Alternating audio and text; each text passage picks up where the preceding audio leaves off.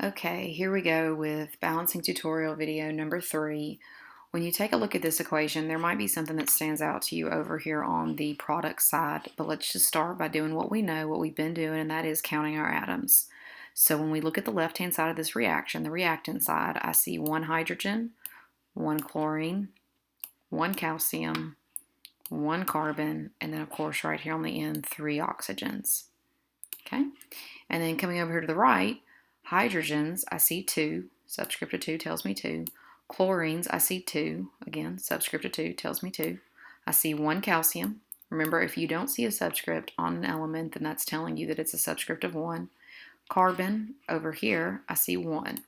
The oxygen is what I was referring to earlier is a little bit different. On this one, you see that there's 2 oxygens located right here, and you have 1 oxygen right here. So there's actually a total of 3 oxygens on the right-hand side of the equation.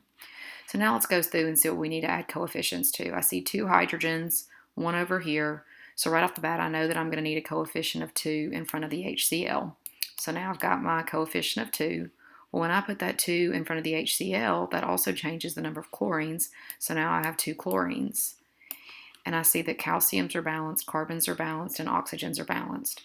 So as you see here, we actually didn't need a lot of coefficients to balance it. So sometimes whenever you see these big equations, don't be scared of them. Count the atoms and see what you need to add to balance it.